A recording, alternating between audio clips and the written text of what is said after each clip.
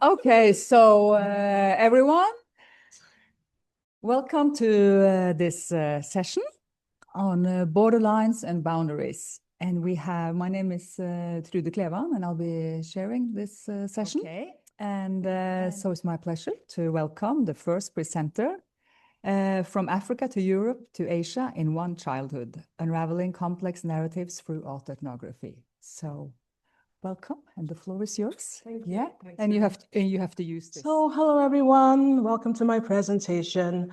So, as was said before, my name is Abíọ, and I've given you all a networking cheat sheet with all this information on it already, so we can save time over there. But that's all about me. How about you? How is this session going to benefit you and expand your knowledge base? Well, hopefully, in all the different ways which I have shared in the slide over there, is how you're going to expand your knowledge on all of this. I'm going to start first of all with a quick introduction to my research and then give you a few of the genre conflicts I've encountered. It's only 8 minutes, so I'm not sure how much this can be interactive, but we're going to try. We're going to try and make it interactive. Please do participate as we go through. Okay. By way of introduction, let's read this sentence. Esperanza Morano and I had been friends for ages, and I thought her natural sunshine would never waver. Certainly not, as it turned out, because of me. Dun, dun, dun. Okay, does this sound like a story you'd like to continue reading beyond the first page? Yes, okay, whew, that's good. Because whether it's fiction or indeed creative nonfiction, the first line does need to be an enticing hook to draw interest. That's also true of my current memoir polemic project, Stained Glass Eyes, Race, Family and Multiculturalism, part of which is covered by my PhD research, Hybrid Life Writing and Memoir Polemics on Race. So it's a critical creative PhD, and for the creative component, I'm going to be covering lots of culture hopping narratives between Yorùbá, Nigeria, where I'm from, Scots, Britain, and Japan, inspired by my own intercontinental secondary school experiences in all these places. Here's the thing, mind you, it's also going to capture an in-depth account of how often underreported racism affects Black lives in low diversity regions with limited multiculturalism or indeed interculturalism. When it comes to Scots Britain, that's very often linked with a sense of inclusiveness, whereas the reality is that my experiences were mainly hostile with lots of physical, verbal, and mental racist attacks. On the flip side, shifting to school in Japan, that's linked with mainly a sense of respectfulness.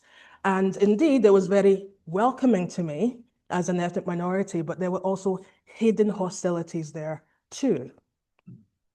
All of this therefore needs a lot of contextualization through factual insights into psychosocial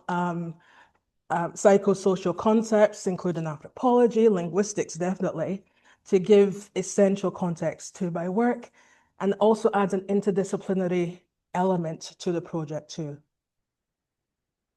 Now, the critical component itself tries to answer these questions. Why do we have these type of proclamations? The future of autoethnography is Black. Autoethnography is Black women's storytelling specifically. Also going to therefore be analyzing race-related autoethnographies like my proposed work. All the examples you can see here were bestsellers upon release. Here's a question. Has anyone read any of these books? A few people? Lovely. And as you did read them, did you actually enjoy the delivery of the storytelling? Yes? Okay, I'm glad to hear that, because that's part of the opportunity, I think, that autoethnography offers as a genre. It engages the audience more. But then again, there's also potential limitations to using this hybrid life writing genre too. So I'm going to try and investigate the effects of doing so when we focus on low diversity regions. Why? All these bestsellers you can see on the screen were all very London-centric versus spreading out to other parts of the UK, or the world indeed.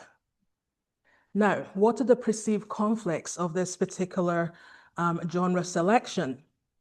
I think most people already understand these type of critiques that come along, saying that autoethnography is either too artful and not scientific enough from the ethnographers, or indeed it's too scientific and not sufficiently artful from the creative side.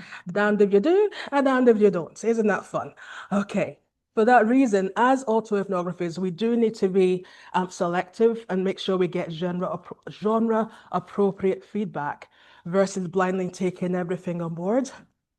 When it comes to the academic critiques in particular, you'll find things like this. People saying there's the potential for bias, a lack of generalizability because there's only one sole data source. On the flip side, why don't we try and change the idea of generalizability to all experiences, to transferability to specific experiences, both of which is still valid qualitative research. What's more, autoethnography provides a platform for marginalized voices, marginalized positionalities, and in itself, therefore, bypasses epistemological racism of who can be the producers of knowledge, right? That, by definition, therefore, has a decolonizing effect, leading to huge social impact potentially, yes, to move things in the right direction. That's the academic critics. How about the creative critics? Well, when it comes to the polemical information, or let's call it the more academic leaning information in autoethnography, the creative critics have a problem with marrying textual and visual content. Does anyone know what data storytelling is? No? Any guesses? I've only got 8 minutes, not really. Let's continue. It's communicating complex insights by combining narrative text and visuals and images as well. An example which you can see in the top right-hand corner there. And what's the type of critique you get from the wider creative industry? Oh, wait a sec, diagrams? No, that's a textbook. That confuses the genre. That takes the writer out of the reading experience. But what have the readers themselves said? Oh my goodness, absolutely love that. These social diagrams, like the one in the corner, really enhance my understanding of the narrative. The opposite feedback. Now, this is beneficial for all readers, but specifically neurodiverse readers who are more receptive to images than to text. Indeed, as an academic skills lecturer myself, I'm expected to incorporate differentiation into my lessons, creating activities that appeal to different senses. VARC differentiation stands for visual, audio, reading, and kinesthetic, or indeed tactile activities, right? Now, if I'm expected to incorporate all that when I'm teaching directly in the classroom, surely I should be expected to incorporate it while teaching indirectly from the page. Huh? Yes, I think so too. Now, when it comes to these types of images, there's a whole range which I've needed within my research. We've had things like explanatory images, which are some of the diagrams like you saw before, and also the example over here, supporting the explanations of new sociological theories, psychological theories, etc. You also have demonstrative images, which are pictures that show what new terminology refers to, right? On the flip side, you can also have illustrative images, pictures that are not needed to understand the text, but they break up the text, which is helpful for a neurodiverse reader, dyslexic reader specifically. And yeah, that's me having lots of fun in Japan. Yay! A long time ago. Anyway, let's continue.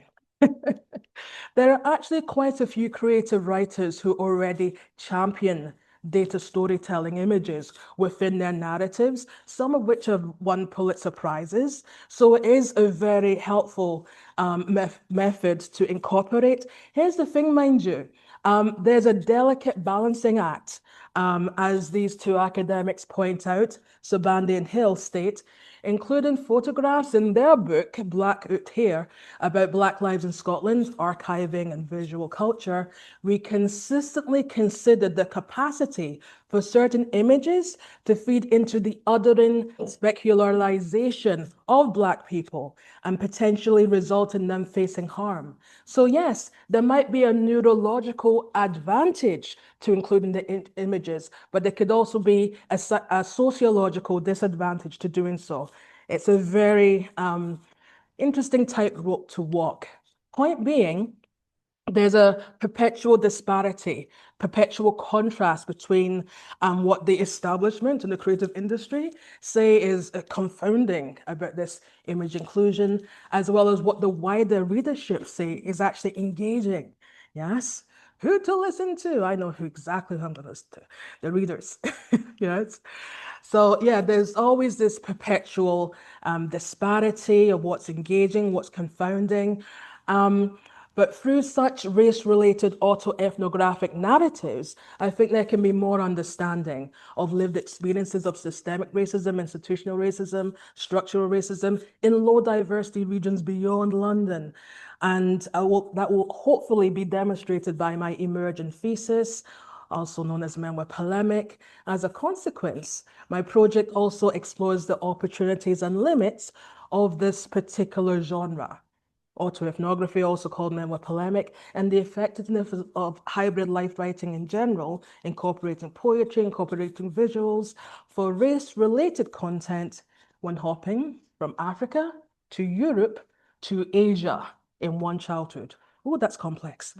It really, really is. These are my references, everyone. Thank you so much for listening. Eshekupo, arigato. Our contact details are over there. Okay, and then we move straight on to our next presenter, Kirti Devnani, questioning the assumption of safety, a critical autoethnographic exploration of discriminatory remarks and boundary violations in counseling supervision. Yes, okay. I'm going to invite everyone into a small exercise with me. I would ask you to take in a deep breath. As you do that, you can choose to close your eyes, or you may decide to zone in on a particular location.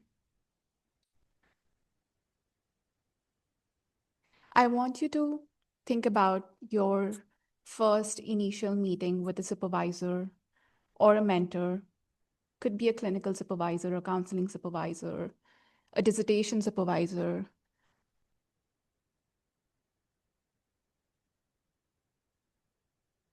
Once you have imagined and gone back to that, it may be that you're able to remember, or you may not be.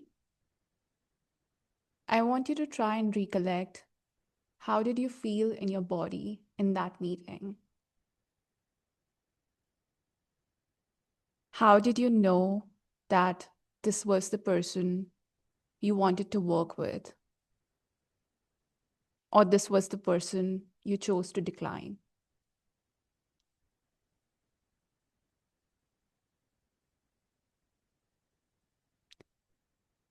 My second question to you is, what were the assumptions that you carried into the meeting, if you were aware of any assumptions?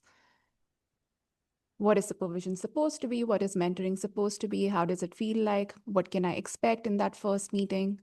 What was some of the taken for granted assumptions that you had?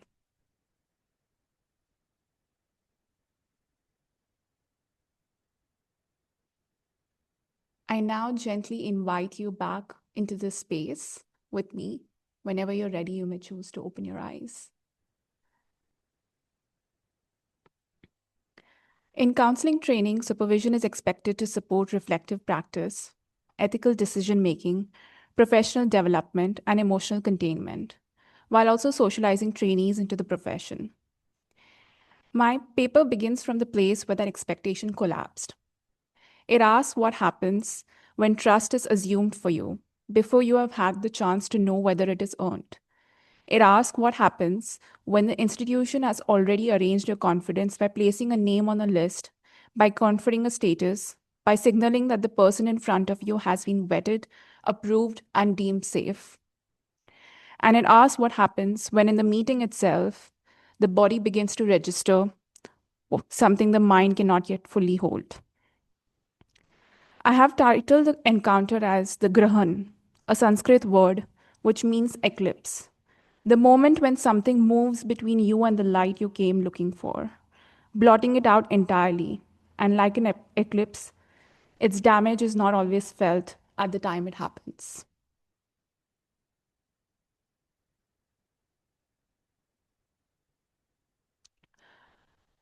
He was on the approved list. He held senior accredited status. Institutionally, that carried considerable weight. It tells trainees implicitly and explicitly that this person has been deemed appropriate to hold others in a formative and emotionally significant relationship. I am about to narrate a very disturbing excerpt from the unsettling encounter I had with a supervisor who was on the approved list. You may choose to zone out if it feels too much or to step away from the room. Take care of yourself as you feel best. From the very beginning, the meeting felt difficult to inhabit.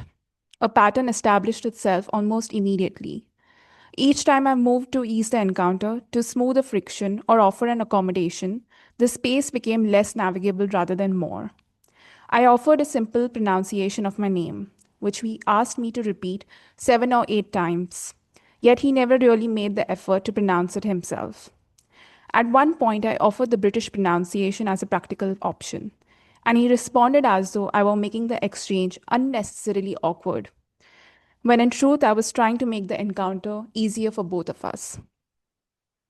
That pattern of my trying to smooth the space, while he made it more uncomfortable, seemed to establish the tone for everything that followed.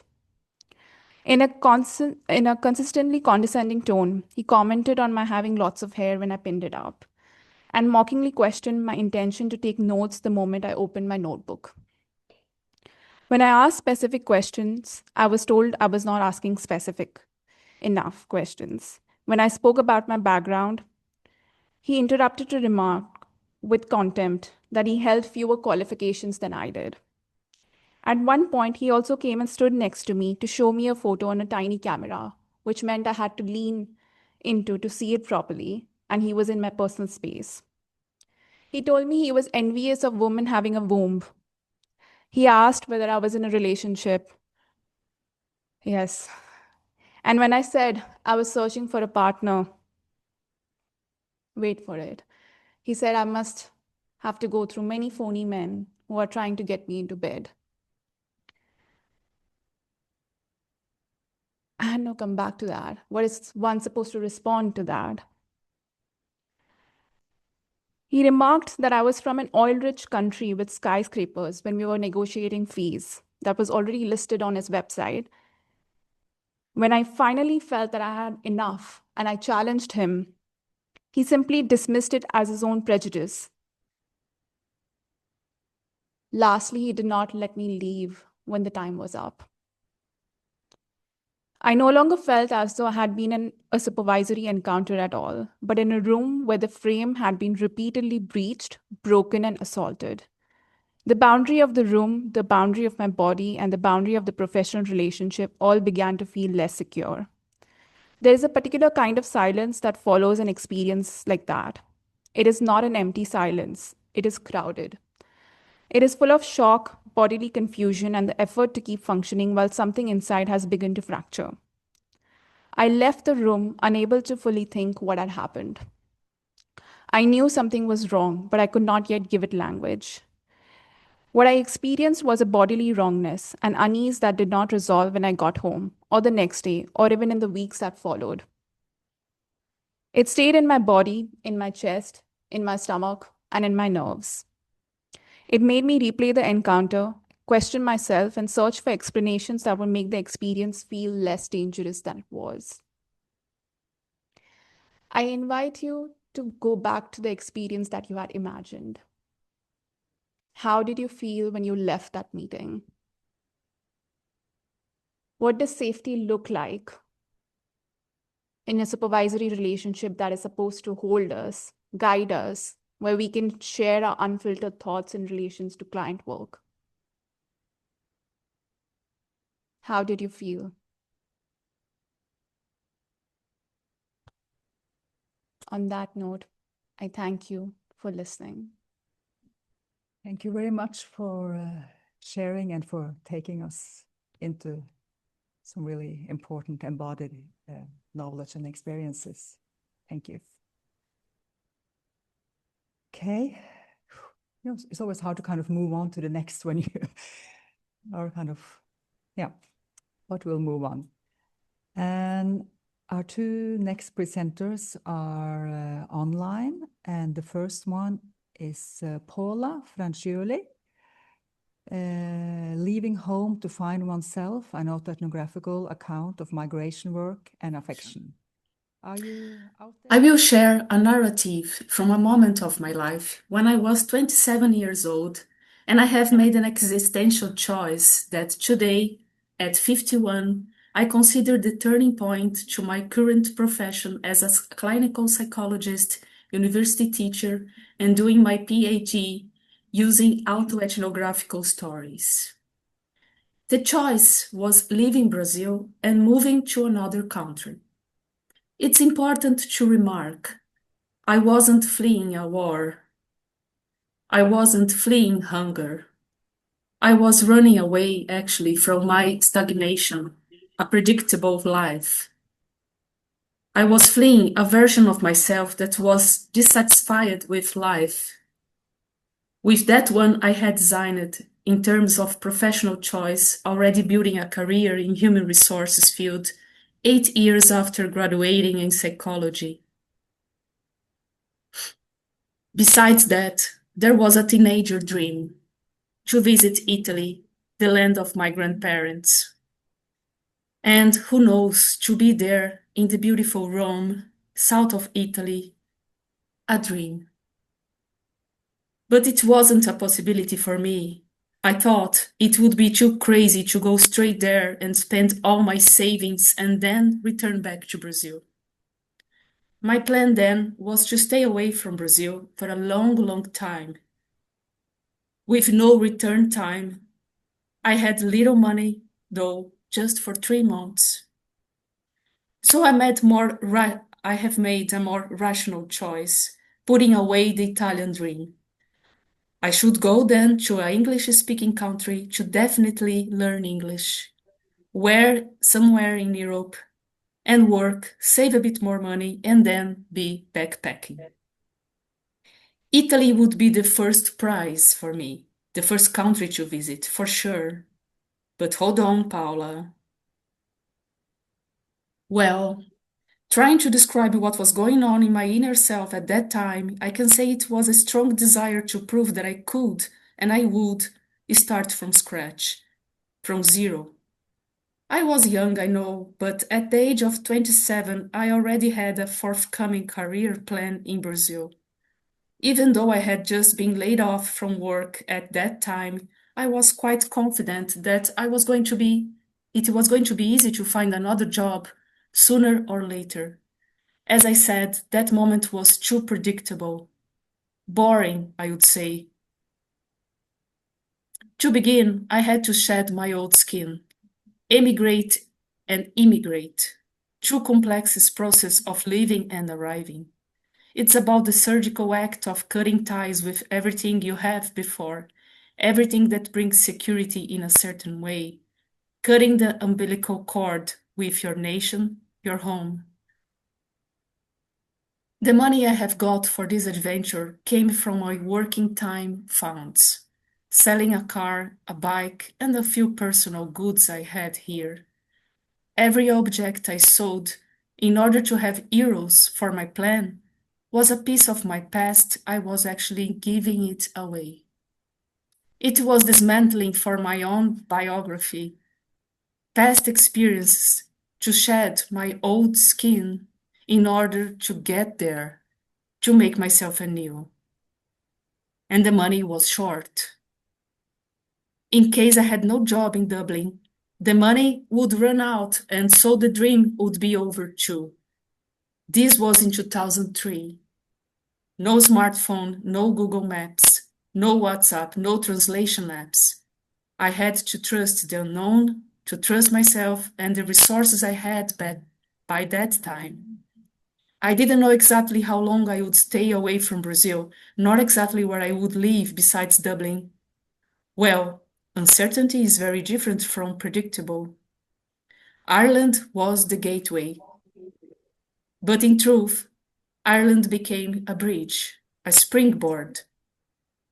After 2 years in Ireland, I lived in London and Switzerland, filled up with exciting and bitter experiences as long in the 4 years I was there in Europe.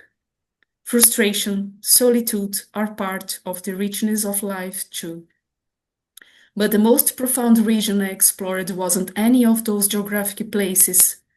Rather, it was the very limit of my own resilience, my will to change and rebuild myself. And yes, I went to Italy. Italy was not a final destination, but came as a gift that I gave myself for having trusted the unknown. Italy wasn't the fulfillment of a tourist dream only. It was the reunion with a root I had never touched, but I had always been attracted. Setting foot in that small southern Italy town, walking into the house where my grandfather was born, was more than a visit for me. It was an offering to my father, who had never been able to make the journey himself. But the true gift came when I called him from a public phone right there in front of that house, sharing that silence, our history, our story, and that moment with him across the miles. That was the gift I will always remember. But what of all these have to do with my profession and my PhD research today? At 51 now, I look back and see that act of letting go, selling the car, the clothes, the objects, wasn't just travel logistics. It was the first gesture of a career that would be built on the ability to start over from scratch, to reinvent oneself, to translate words. When I came back to Brazil, due to my father's illness in 2007, I had to restart my life, to find my way home. I was 31. To start from scratch once again, little by little, I began to rebuild my career, but not anymore in human resources, because I was no longer the same person. So I went back to study and post-graduation in clinical psychology, then a master's degree. I made a decisive turning shift from companies to from HR department to clinical psychology and academic research. Today, I work with people, my students, my patients, and I help others to find their own paths. And every time someone tells me, I don't know if I have the courage to go on with something, I ask them first if they are able. In fact, is about shedding your old skin. Psychology gave me academic tools, but it was the immigration journey that gave me the lived experience of what it means to say goodbye to our old self in order to find a new one. And today at 51, this story is not just a memory, it's a part of my PhD research in psychology, where I use autoethnographical stories, my stories, which is exactly this, studying one's own experience as a human phenomenon. I investigate intentionality, human action, the process of meaning-making, and bring coherence to a lived life. And that moment that I sold my car, grabbed my backpack, and I went to Dublin is one of my inner cases. Because deep down, the question may be, what moves a person to shed who they are in order to become who they might be? Thank you very much. Thank you very much for sharing a powerful story. Yeah, I can see that the people in the room here, they are very touched and in deep thoughts after your presentation. So thank you. And then we move on to our last presenter, who is also online, Pâmela Damilano dos Santos, Dwelling in Borderlands, Weaving Psychological Care Amidst Differences. Thank you. It's a great pleasure to share with this community for the first time. I share some reflections from my professional experience as a professional and researcher in psychology. I'm a life science and clinical psychologist and a PhD candidate in experimental psychology at the University of São Paulo, Brazil.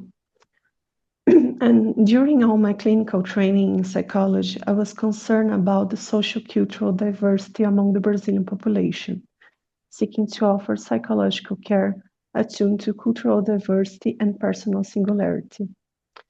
This concern increased and became more explicit to me when I started to offer psychological care to indigenous people as well. Since 2019, when an indigenous student at the University of São Paulo began to seek culturally sensitive support at Rede Indígena, which means Indigenous Support Network, a university extension service in which I was engaged. So we deal with the challenge of navigating between different worlds and the feeling of non-belonging, neither truly to the university nor the original community. So we start with together in the relationship of psychological care, similar ways to cultivating a sense of belonging in these borderlands experiences that I testified so many times along the years together. Then I participated in the foundation of a psychotherapy division and tea service, where we offer psychological care to indigenous people from diverse regions of Brazil and Latin America in online sections. It provides encounters in new ways to connect across the territorial distance and amidst cultural differences. So we need to deal with a great cultural and territorial diversity, since there are more than 300 different indigenous groups here in Brazil. So today, I'm a volunteer clinical supervisor and psychologist in this service. And I recognize today that the main learning is to find a singular way to cultivate within oneself the capacity to host the differences that coexist in the intercultural field, in the interpersonal relationship, and also in intrapersonal world. So I understood that we are uninhabited by diversity in the world that constitutes us as a singular way, in a singular way. But many times when people deal with these differences as rigid borders, there is no dialogue between us. There is only distance, segregation, suffering, and a hard sense of not belonging. There is much what I heard about in these many years of psychological care. It's proper of our own human condition, the need to belong, to find our own way to dwelling the world with others. So I understand that my work is to weave singular ways of finding belonging while dwelling in borderlands, where we can recognize and meet the differences through respectful dialogue. We try to learn from each other, making some connections between different worlds. It means going beyond rigid borders or categories that make distance. And then we try to weave in artisanal ways of psychological care in these borderlands, making this place of encounter of differences where we can cultivate a sense of belonging. Most people are formed in these dynamic and ongoing border experiences, navigating between different worlds that not usually dialogues easily, but coexist in your own body, in your own path, where many differences coexist and constitute us as a singular person. I work with a conception of the self as a multifaceted existence, capable of sheltering the coexistence of the differences that guides a sense of health and well-being, which I strive to nurture in my professional practice with anyone seeking psychological care. These experiences lead me to a dialogical, intercultural, and interdisciplinary approach as a psychologist, going beyond the usual framework and don't get used to rigid categories, with meaningful connections between the difference in care relationships, attuned to the diversity and the singularity of each person that's looking for care. Thank you.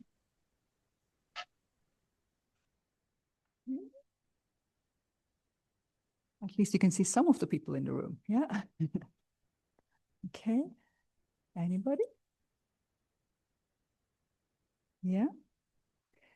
Just say your name and... Sure, so I'm Abdul. I do my research at the University of Nottingham. I have a question for Kirti. Did I pronounce your name correctly? Kirti. Okay, I see that you're at the University of Edinburgh. So can I ask the autoethnographical experience that you shared with us, did that also happen at the University of Edinburgh? Yeah. Okay. So two-part question, guys. I asked that because your supervisor being based there, to what extent might you have felt the entire staff had a similar attitude to him?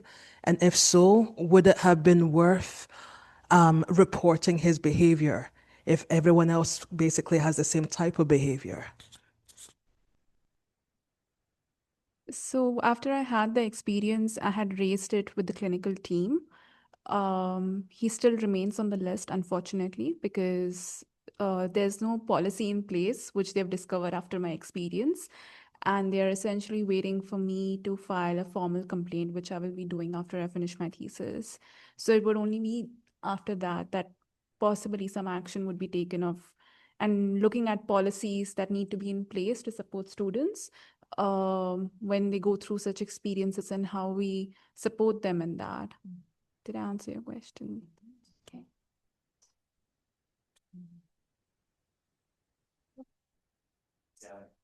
Wait for It's much just a simple question. I'm going to follow up on that, really. So you say you're going to file a complaint after you've finished your thesis. Is that because you feel that you aren't able to do it before you finish your thesis, or is it just practical in terms of practical? Okay, cool. It's more practical because I have initially, after the encounter, the aftermath was so tormenting. I had to become completely numb and disassociate myself because I also had classes, placements, so a lot of academic and professional commitments. So in order to go through that, I had to distance myself, and I'm still in that phase. So I feel like I have started to engage with it as a result of my thesis. And I feel like the process of the complaint is also very isolating from what I found out. So it would be best to do that once I have all the academic commitments behind me.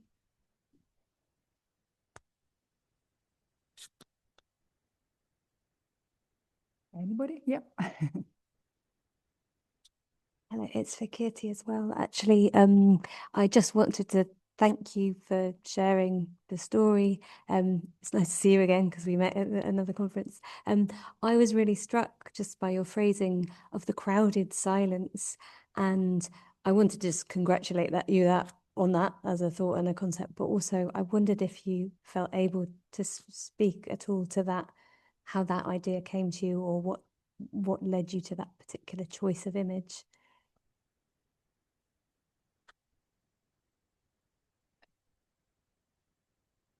I had begun my dissertation with a passage on silence,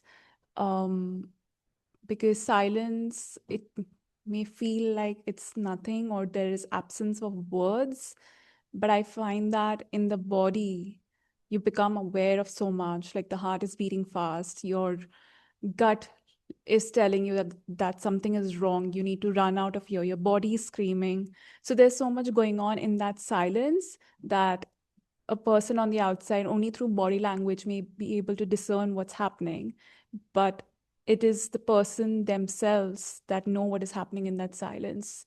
So that's where the crowded silence came into being.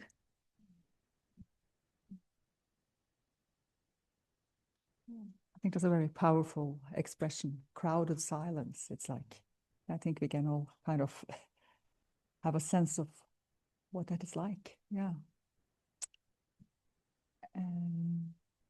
Yeah. Yes. Yeah. Jamie. So Jamie Barnes, I don't think everybody can see me online. So, Abíọ, is that right? Abíọ? Yeah, Abíọ. Yeah, really interesting, the diversity of different styles and voices and everything that you brought in. I'm interested in terms of your own work and your project. given the different genres that you spoke about, how much is your imagined audience shaping what you want to do? Where do you see your work going? Who is it that you want to communicate with? And which of these genres do you think is going to be most effective in that?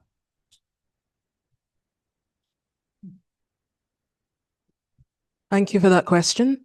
So, as I mentioned before, I'm also an academic skills lecturer, and whilst teaching, I'm very much encouraged and trained to appeal to lots of different learning styles. And that means appealing to as many of the senses as possible.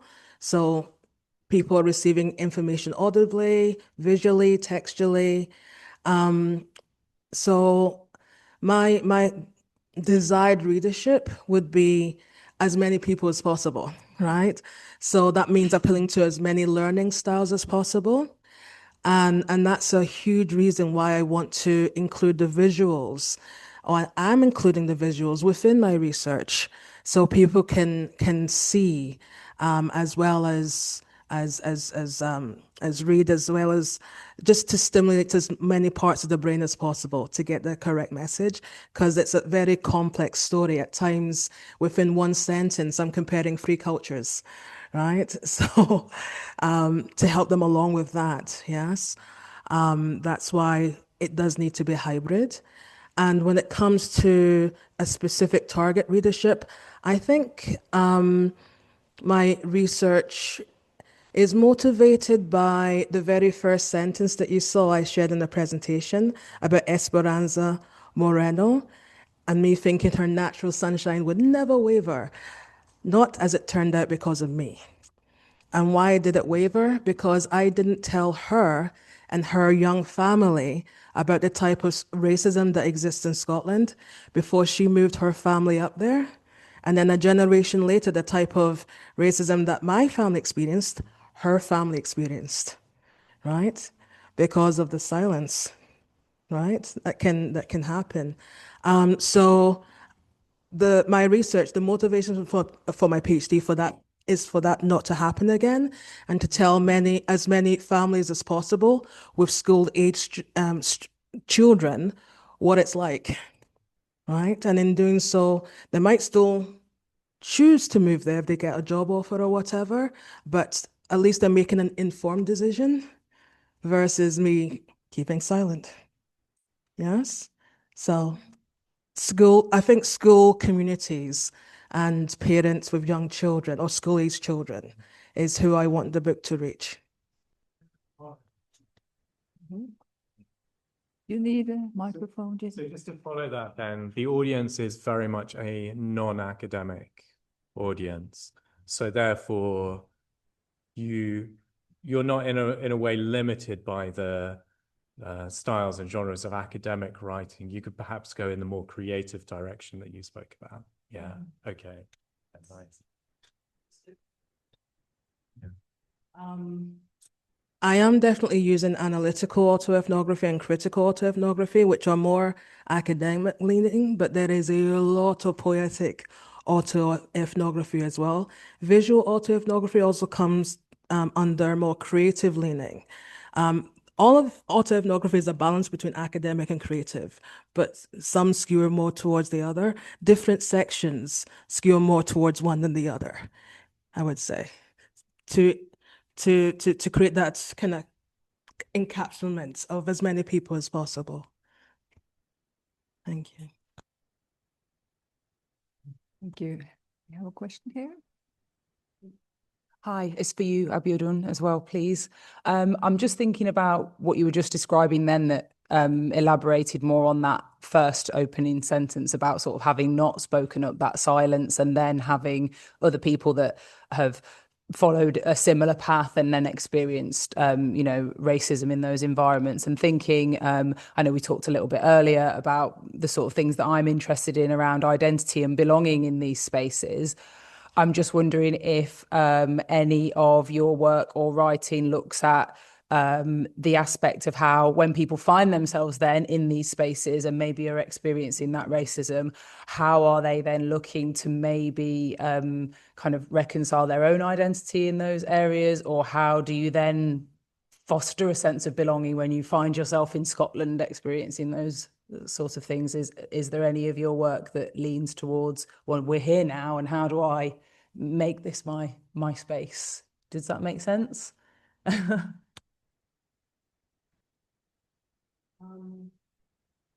Thanks for that question. I would say,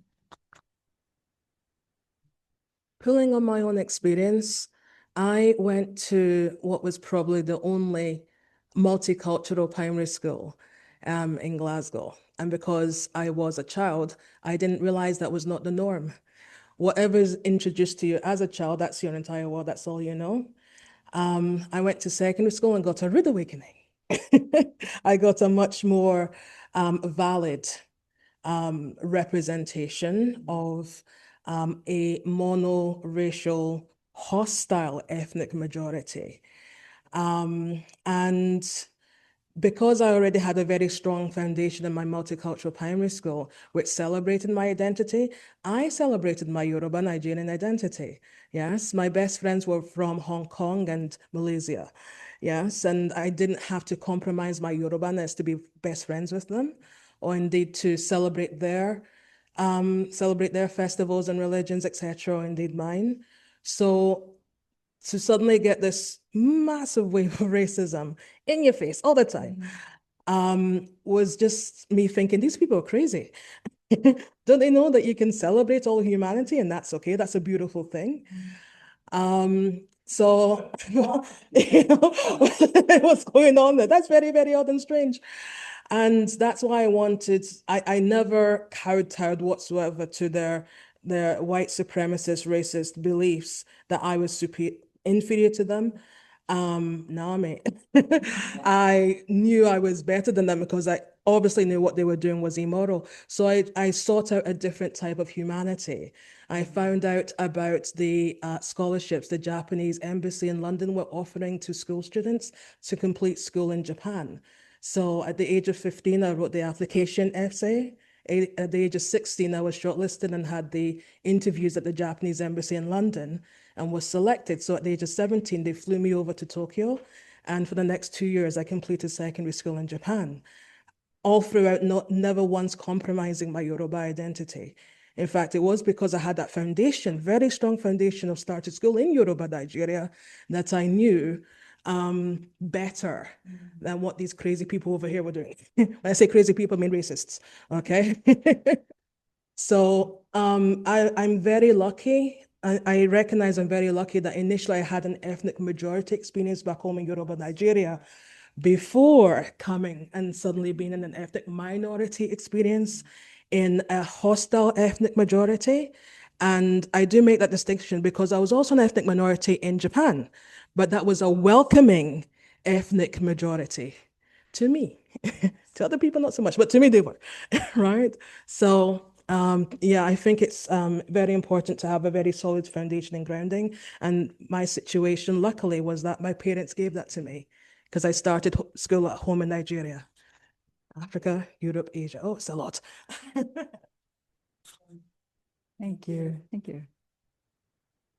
Okay, I think we have time for one more short question or comment. There, yes. Yeah, my question is for Paula, and maybe others who feel called to this as a relevant question.